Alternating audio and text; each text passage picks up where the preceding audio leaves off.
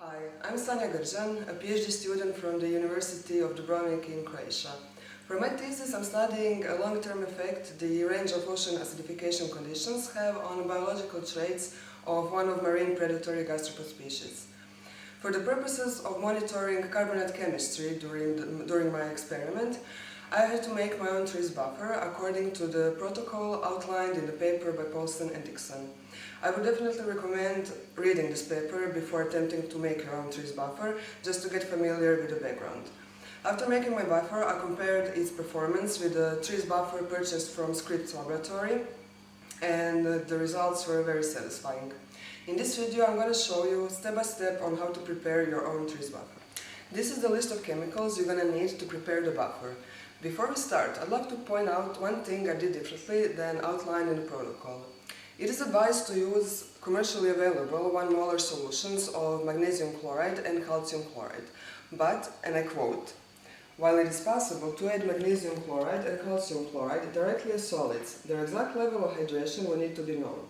The number of water molecules in their crystal structure can vary significantly depending on the environmental conditions in the laboratory where the salts are stored, and determining the level of hydration would involve additional analysis." For the first time when I was making this buffer, I didn't have a commercially available 1 molar solution of magnesium chloride and calcium chloride, but I had a new batch of these salts, magnesium chloride hexahydrate and the calcium chloride dihydrate. So I made a 1 molar solutions from them. Today I'm going to use a purchased 1 molar magnesium chloride solution, and I'm going to make a 1 molar solution from anhydrous calcium chloride. I also have to dilute hydrochloric acid to have a 1 molar solution, so I'm going to start with preparing these chemicals and then moving on buffer preparation. Calculations for the preparation of chemicals can be found in the Excel document. Preparation of the hydrochloric solution should be performed in a fume hood. The rule is not to add water to acid, therefore fill approximately half of the volumetric flask with deionized water. Transfer hydrochloric stock solution to the small beaker over the glass rod to avoid contamination when pipetting. Then transfer desired volume from a beaker to the volumetric flask and fill up to the line with deionized water. Preparation of 1 molar solutions of salts is the same for all of them. Basically, you need to weigh the desired amount of salt, transfer it to the volumetric flask, fill with deionized water, and let it stir on the magnetic stirrer until everything is dissolved.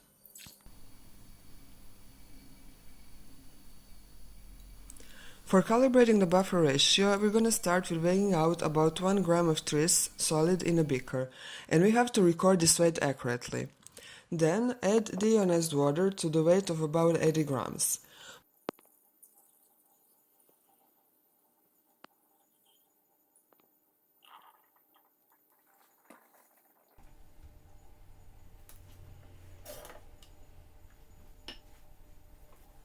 Put a beaker on the magnetic stirrer and let it dissolve.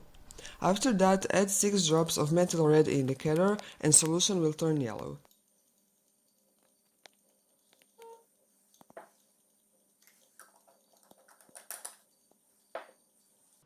Next thing we need to do is to prepare disposable pipettes with 1 molar hydrochloric solution.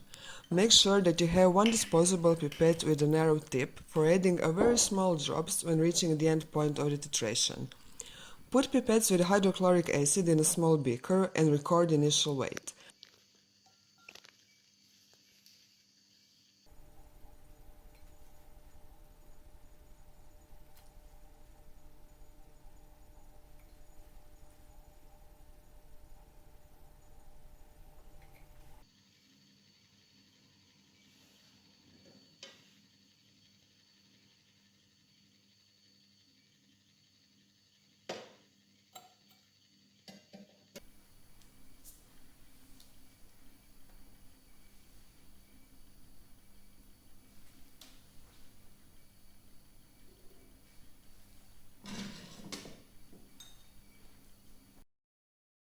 Then start to add from a pipette with wider tip until you notice that the change in color persists for more than a couple of seconds.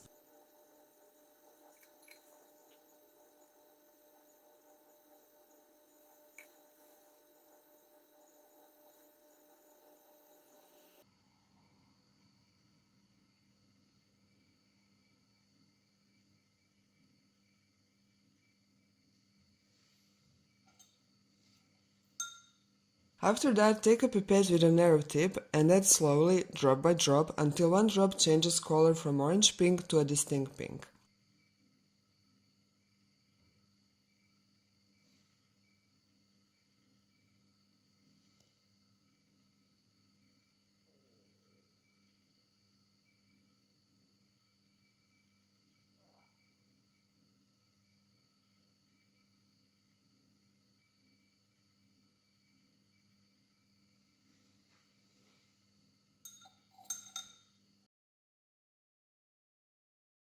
Weigh again the beaker, holding pipettes with hydrochloric acid.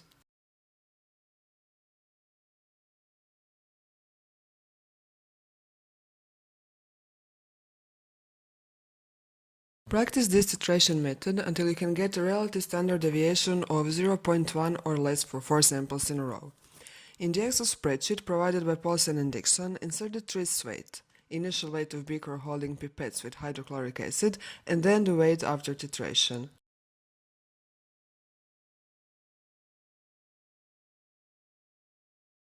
Here, you can see the calculated average amount content of hydrochloric acid, and here is the relative standard deviation of 4 samples.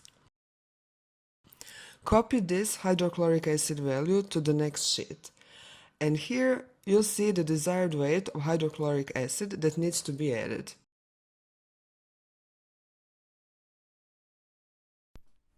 First, place a funnel into 1 liter volumetric flask. Now, weigh the hydrochloric acid to the within 0.3 grams of desired weight from the Excel spreadsheet.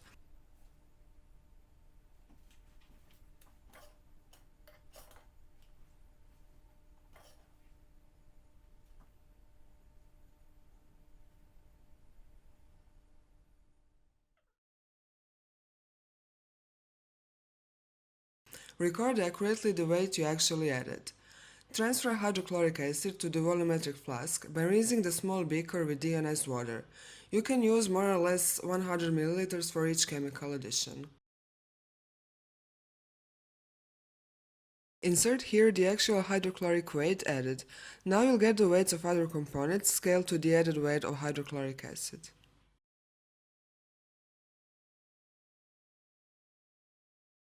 Now add all the other components to the volumetric flask by weighing them in a small beakers and rinsing each beaker with a small amount of deionized water.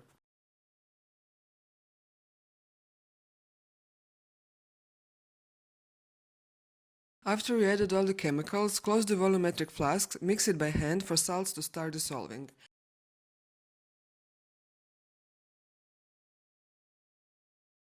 Then fill it up to the line. You can use the disposable pipettes for final adjusting. Put it on a magnetic stirrer and let it stir for at least 4 hours.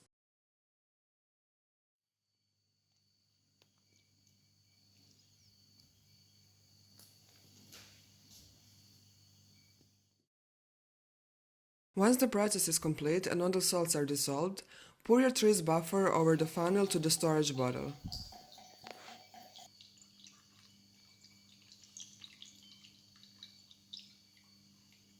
Store your TRIS buffer in a borosilicate glass bottle and you're ready to move on to probe calibration and sampling.